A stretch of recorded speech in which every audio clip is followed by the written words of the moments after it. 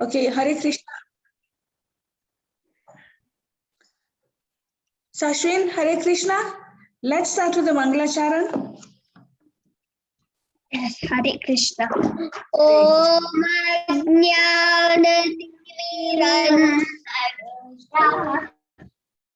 Jnana-shalakaya Chakshurunnitam Yena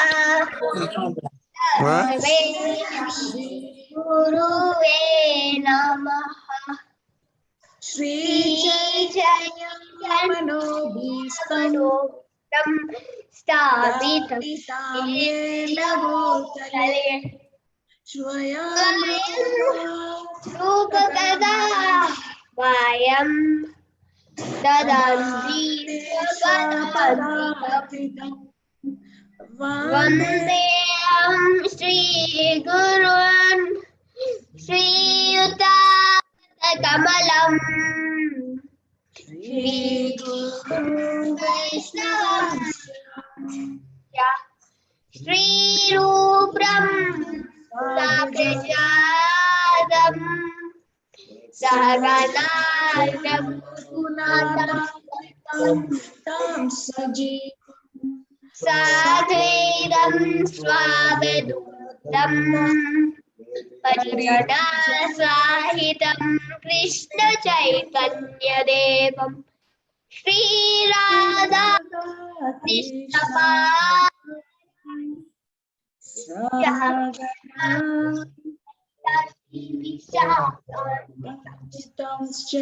He Krishna Karuna Sindhu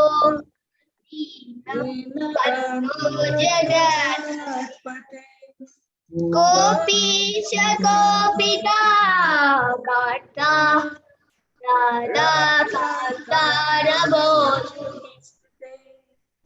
Tapta Kajna Gaurani Radhe Davaneshwari Vrindavanustute Devi Pranamami Hari Vanyakalpatarubhyascha Kripasinubhayeva Patitanam Pavanebhyo Vaishnavibhyo Namo Namaha Jai Shri Krishna Chaitanya Prabhu Nityananda Shri Advaita Gadadhara Sivasadi Gaurabhakta Hare Krishna Hare Krishna Krishna Krishna Hare Hare Hare Rama Hare Rama Rama Rama Hare Hare. Hare Krishna. Hare Krishna, thank you very much. Hare Krishna, Prabhuji, please accept our obeisances, humble obeisances. Hare Krishna, Ian Prabhuji, Hare Krishna, Mataji, Hare Krishna, Vinash Prabhuji, Hare Krishna, Kumar Prabhuji, and Hare Krishna, Sashwin. Okay, so how do we start? How do you go about it, Ian Prabhuji? Hare Krishna. Mataji, Hare Krishna. Oh, sorry. Yes, Prabhuji, today, Mataji, today 36, correct? Yes. Yes, Okay. Prabhuji, I'm sorry. Yeah, it's 36. It's been a bit of a confusion, yes. Yeah, so we'll just go on, like someone could read probably Prem Prabhu or whoever could read the verse, and then we can get started to share something. Okay, Sashwin, will you please read the text? Yes, Hare Krishna. Hare Krishna. Dyutam chalayatam tejasvinamaham jayoshmi vyavashayosmi sattvam sattva tavatam Aham. Hare Krishna. Thank you, Sashwin. Kumar Prabhuji, the translation word by word, please.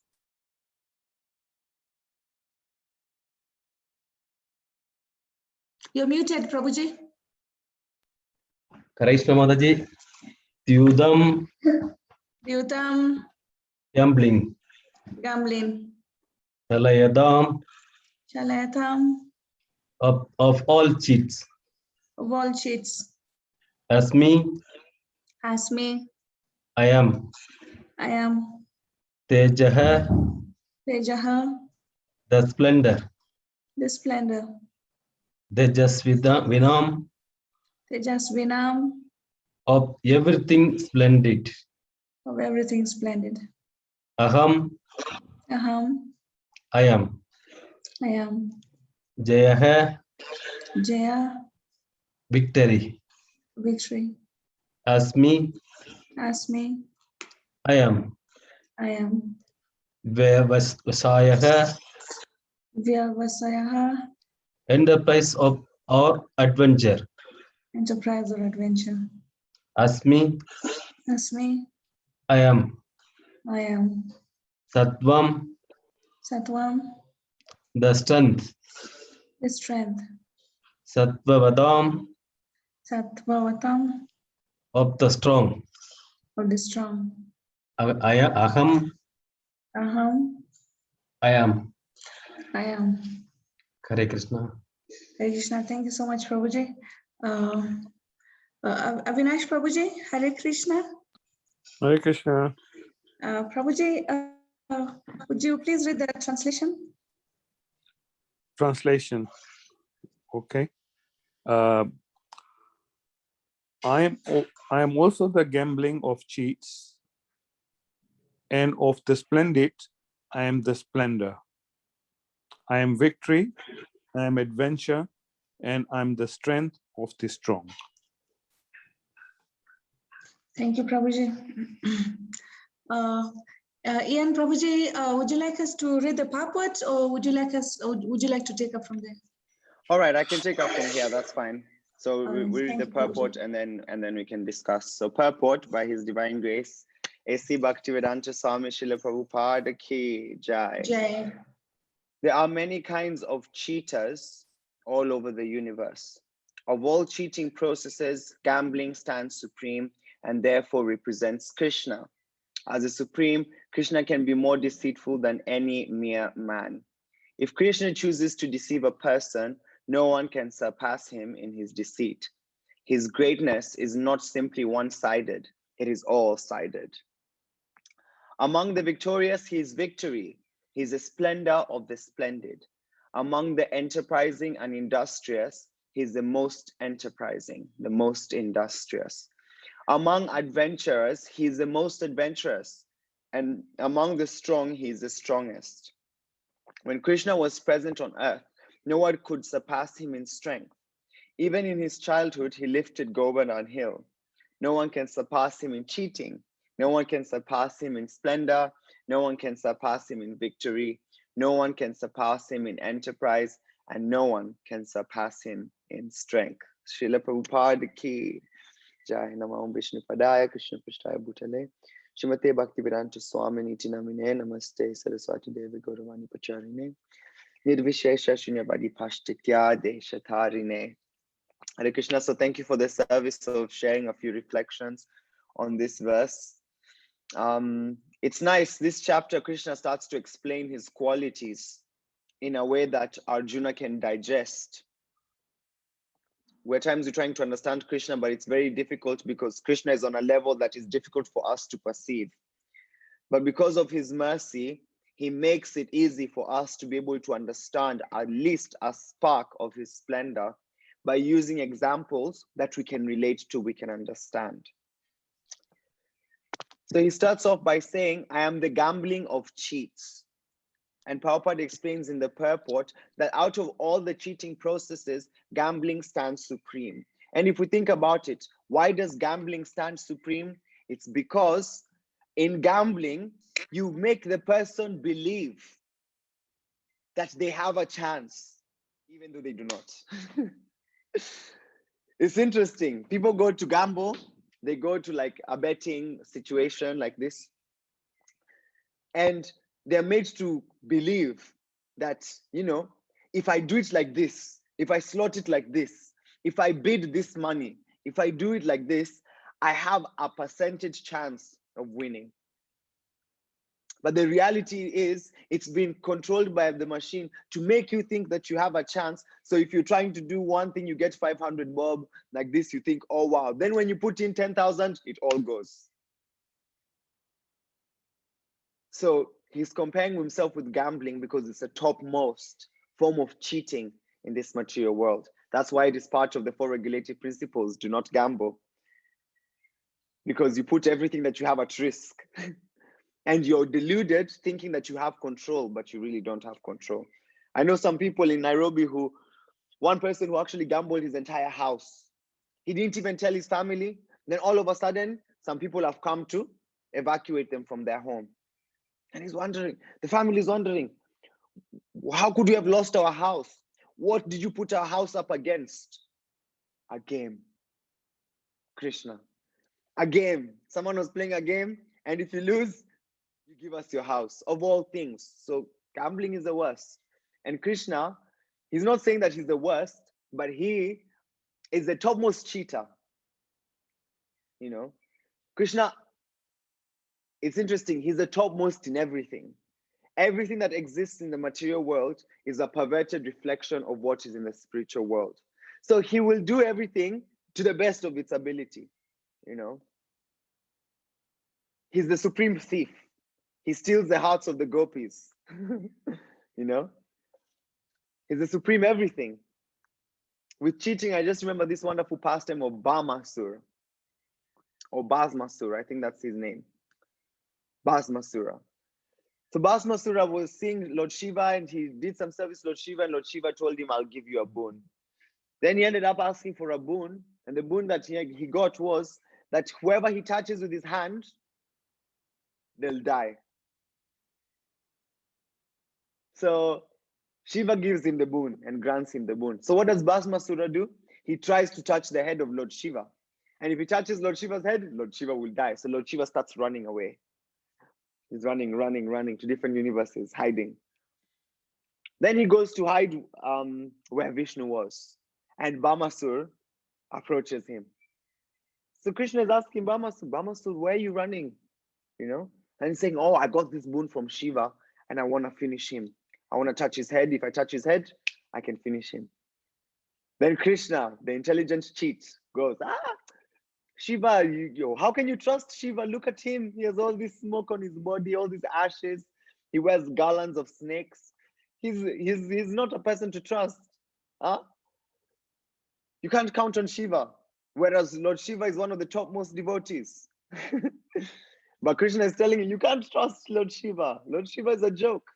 He's telling you that what, if you touch his head, he give you a boon, if you touch his head, you can't. It's impossible. He's a madman. You don't believe me? Try it on yourself.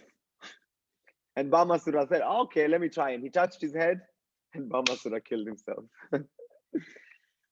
Who but Krishna can convince someone to do something that can harm them? It is said with the pastimes of the gopis are married, they have their husbands. They have, you know, for a person who's following dharma, the worst thing is if they're seen to be breaking the basic dharmic principles. That is an insult. For a woman to, you know, go to see somebody else when she has a husband, if she's staying late at night in the evening in somebody else's abode, the husband is like, this is terrible. It's unacceptable, you know. In some circumstances, the woman will be rejected. But Krishna captivates their hearts of the gopis that they say, I do not care. I will go to Krishna. They will risk everything for Krishna. And what do we learn? That also us, we should put our bet and our gambles on Krishna. He is the best. He's going to take care of us. And even if our name is compromised, our fame is compromised, our adoration is compromised, anything is compromised, because we've taken shelter of Krishna, we're protected. It's amazing. Krishna also says, of the splendid, I'm the splendor. For anything to become splendid, there must be the object of splendor that makes it splendid. Krishna says he is a splendid. No, he's a splendor of the splendid. For anything to have any beauty, any attraction, anything that's appealing in this material world, it is connected with the Supreme Personality of Godhead. And that's why even Prabhupada mentions, people out there, they have so many skills, attributes, and even though they're atheistic, all their skills and abilities are coming from the Supreme Personality of Godhead. Krishna says, I am victory. Everyone is trying to be successful in everything that they do. When a challenge comes across, we want to become victorious. When we push for victory, that success that we get from that is not different to the Lord. When you struggle with anything and you're trying to achieve the best, and you push and you push and you achieve it, that form of achieving is coming from the Lord. The Lord is the topmost form of victory. Our victory in this material world is if we can transcend it and go back to him. And so he becomes the goal of our victorious situation. I am adventure. We like to explore different things. We like to understand new things, and we're attracted when we see something that's interesting, that's, we haven't perceived with our senses just yet. We get a nice taste. If you go to a different restaurant, for example, or you go to a different place, or let's say you go to Manasiganga Mataji's house and she's cooking for you something in one ashram, and you've never eaten Manasiganga Mataji's food before. There's some adventure there to taste her halva, to taste her puris. And even though probably they might not be the best, but I'm sure they are, there's that adventure to enjoy something new, something different. That feeling of wanting to enjoy something new, something different comes from Krishna. Our goal is what? We're looking for the topmost love. So happiness that is not going to disappoint us. Who can give us that love? Krishna. Everything else in this material world disappoints us. We look for happiness, it disappoints us. We try get it, we have a few options. We try get the happiness, it will not come. At times we get the happiness, and when it comes, it does not give us the same feelings that we thought it would. And then at times we get the happiness, it comes, and then it goes. So happiness in the material world is very much disappointing. But happiness through Krishna beats all these odds. The bliss is so much that you think you've gotten enough, and then more is showering. Ever increasing, ever expanding. Krishna does not know the limits to his perfection. Similarly, the limits to happiness through Krishna are also unknown. And we carry on, and are receiving new realizations. I was listening to a devotee speak on His Holiness Shivaram Swami, who has read the major books of our movement, Bhagavad Gita, Srimad Bhagavatam, and Chaitanya Chaitamrita, cover to cover 50 times. 50 times he's read these books. So if he's read them 50 times and he's still reading, he's relishing new different things from the same scriptures. They're a source of adventure. It's always a pleasing, splendid journey. And so Krishna compares himself to that adventure. And the last one that he mentions, I am the strength of the strong. Any strength, any abilities, any prowess that anything has in this material world comes from Krishna. Krishna embodies the strength that is needed for anything to be successful. At times we think in our practice, I need to become strong enough so that Krishna can appreciate me. But actually, Krishna is the one who gives us the strength. So in our lives, if we're going through any struggles, any problems, any issues, we have anything that's disturbing us, if we understand that the strength to overcome it is coming from Krishna, and we beg him sincerely by following as much as we can, he gives us the strength to override the things that we're struggling with. And that's his mercy. Krishna is the strength of the strong. Nothing that is strong or that exhibits strength is possible without Krishna. We hear of personalities like Adolf Hitler, who managed to, do a lot of terrible things, but he managed to exhibit some form of strength. That strength, that intelligence, the ability to manipulate, even though it was not for the favor of the people in general, could only be possible because Krishna has it. Everything in the material world exists because Krishna embodies it. And obviously, this is a feat by Krishna to get us to understand him, to understand his position, so that we can easily surrender ourselves to him because we understand that we're actually very much subordinate to the Lord. Why don't many people surrender to Krishna, even after hearing about it? Is because we always think maybe I have some control somewhere, some form of enjoyment somewhere, some abilities here, there, or everywhere that I still need to explore. But actually, everything comes from Krishna. Real happiness comes from Krishna. We have one devotee here who's dealing with cancer at the moment, and it's going towards being terminal. And I was sitting with him today, and he was telling me, never look anywhere else for happiness. Nothing else can give you happiness in this material world. No money, no fame, nothing. All of it comes from Krishna. Other people who are dealing with terminal illnesses, who do not know Krishna, are struggling. But for devotee, it's even somewhat relishable to connect to the teachings of Krishna, even whilst going through the processes leading to death. So we read a verse like this and we're reminded by Krishna that actually we're at the right place with the Supreme Personality of Godhead. When Krishna chooses to do something, no one can surpass him. You know, all the universes have been created, like the universes come out of the pores of Lord Vishnu. Karna Modaksha Vishnu is breathing, and from his pores, all the universes emanate. Even a scientist will struggle, will try to understand this molecular construct of the universe. And he says, oh, it must have been an explosion, Darwin's theory. An explosion happened, boom, and then this whole world became existent. But simply by Krishna's breathing, all these worlds exist. That is his magnificence. And so verses like this are reminding us, are encouraging us, are making us remember and understand Krishna's supremacy. Earlier on, before this verse, actually in the last chapter, or actually earlier on in these verses, Arjuna says, please explain to me your qualities. Why? Because I am never satisfied hearing more and more about you. And so that becomes our goal, to try our best to hear more about Krishna, to understand his abilities, even though they are inconceivable and ununderstandable, and connect deeply with what Krishna is trying to explain to us, the directions that he's giving us in our life, having the faith that he's the topmost personality in the entire three worlds. It's interesting because he's repeating these things to help us to connect with it. He's using material examples that we can relate to. Hence why we were going through them systematically to see how can we understand these things in our own life. And so that's Krishna's amazing feature. He's the topmost being. He's the topmost at everything. He's the best at everything.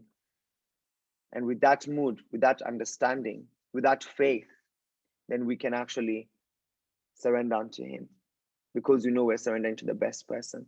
Analogy is given. It's like Prabhupada was giving this analogy of he was in a bus with his son, and the ticket wala, the conductor, came to his son and told the son, okay, you need to pay the bus fare. The bus fare is X amount of rupees. The son looked very confidently. He has no money, but he said, my father will take care of it. His lack of anxiety happened because he was fully sheltered under his father. In the same fashion, if we are fully sheltered under Krishna, we're protected on all aspects of our lives. And we can understand that to the extent to which we are struggling in our lives, to that extent, we're far away from Krishna. And so our goal should be, how do we deepen, connect further, connect deeper, to connect more with Krishna. His greatness is not simply one-sided, it is all-sided. His greatness comes in all shapes and forms. And even in suffering, his grace comes. His greatness comes. So even when we are struggling in our life, at times we might think, oh, Krishna is not there. But actually, Krishna puts us in these situations to give us strength and an opportunity to surrender more unto him. And if we can do that properly, follow him, give him more of our attention, then we can understand him fully, or understand him to the best of our capacity, and then surrender ourselves to him. The material world is attracting us with many different things. Because we're still on a material platform, looking with a material body, we still enjoy the things of this world, because they've been created by the supreme intelligence, which is Krishna. So to some extent, we still like some of these things. We still enjoy them. We still want to experience them. We want to try them. We want to taste them. But what we're being encouraged here by Krishna to do is to understand his supremacy and surrender unto him. And then from there, experience the transcendental happiness. From the material body, it is encaging. Hence why we're told to follow principles that are regulating, which might seem that they're closing us, but they're known as regulative principles of freedom, because they free us to be able to experience the bliss and the communication that Krishna is having with us every day. Krishna is always sending signs. Krishna is always communicating with us. The difference is we're not always hearing, we're not always listening, we're not always looking. So for us to be in a position where we can understand, where we can perceive, where we can connect with Krishna fully, we need to control ourselves from the distractions of our mind, of this body, both gross and subtle. And that happens if we strongly situate ourselves in Krishna consciousness, chanting, reading, associating with the devotees, taking shelter, developing our own individual strength in this way.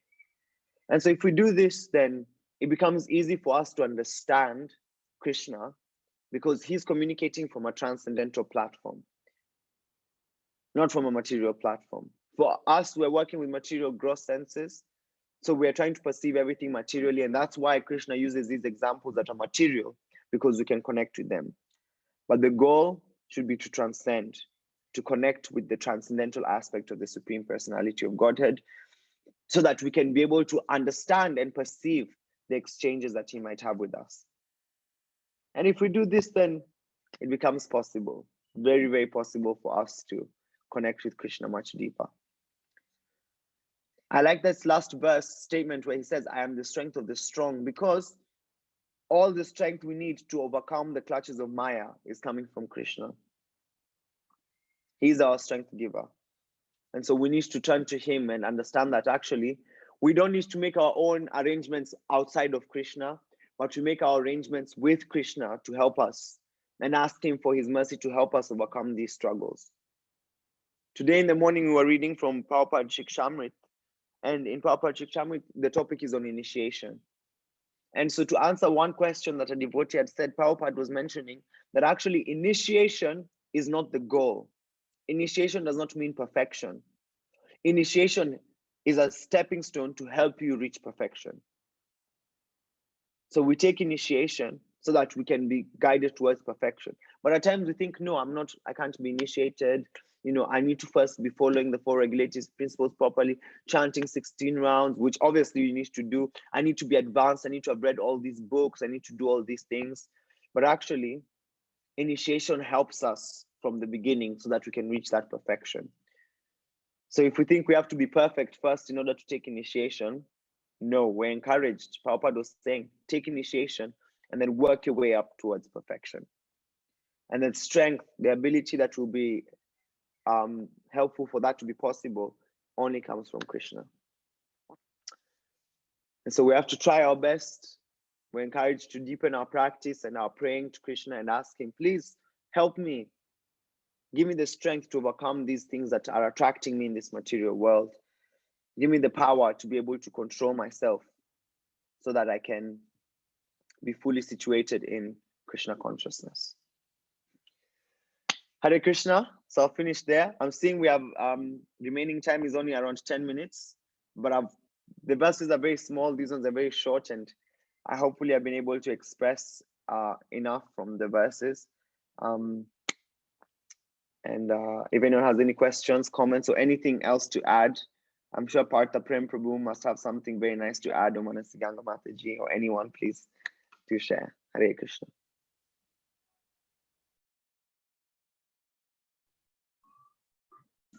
Hare Krishna Prabhuji, thank you very much. I just wanted to say that like the initiation part, it's good to again and again hear that it is like a stepping stone, for helping us try and reach that perfection. It's always a good reminder. Yeah. Thank you, Prabhuji. Hare Krishna. No, definitely. Yeah, Otherwise, it takes us a long time, isn't it? Yeah. Right. Yeah. Is there any question or any comment? Mansiganga Mataji, Hare Krishna. She's muted. No, I joined late and I was planning to get out, so I didn't think I need to make comments or questions, except for thanking Ian for being there with us. Hare Krishna, Mom. Thank you so much. It's wonderful hearing you. Anyway. Hare Krishna, Ian. Hare Krishna, Ravi Prabhu. So I've been with ISKCON for years on end, and I've not taken initiation because I am really scared of not following the laid down rules and regulations. One of them, of course, besides the 4 regulatory principles, we have to do the 16 rounds. And gee, that is like the Olympic hurdle for me. I'm not an Olympic athlete. So what are we gonna do if I take initiation and I regularly don't do my rounds? I believe I'll be punished even severely more than when I'm not taking initiation. So that is scary. How will you encourage me? Thank you so much for that question. It depends also on our mood to some extent. You can say that I find it difficult to chant. Sorry. You can say I find it difficult to chant 16 rounds, or I find it difficult to chant 16 rounds, but I want to get to a position where I can chant 16 rounds with ease. So we do not neglect that there's a goal that we want to reach, isn't it? So Ravi Prabhu, I would suggest us working with a positive affirmation of how we can get ourselves to reach this basic standard. Because in our mind, if we say, I can't do this, it's too difficult, then the mind and the subtle body create these impressions that every time you're grabbing your bead bag, they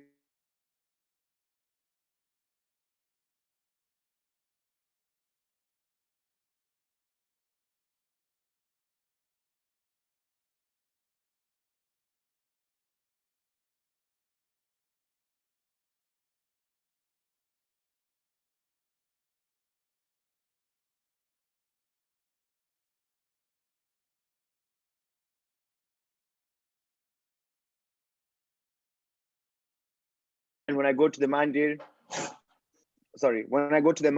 I'll go chant another 5-6 rounds.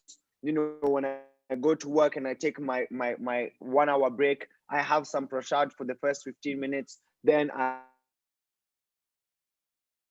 a few more rounds, and we can arrange our life in such that these 2 hours can be dedicated to chanting. It's possible for all of us. That is why Prabhupada set it as a standard. So Ravi Prabhu, you don't need to be discouraged. The fear is always there. But even Prabhupada mentions to his disciples, if you have not finished your rounds today, make sure you finish them the next day. Make sure you finish your rounds the next day. Because having that commitment shows Krishna that we want to try for him, like this. So have the mood that I might not be able to do them now, I'm struggling now, but I want to reach there in the future. And as we said in this verse, Krishna said, I am the strength in the strong. And so if we cry to Krishna, he'll give us the strength to do this service for him. He'll help us like that. I hope that helps, Prabhuji. And if I continue to have a backlog, so as to be honest,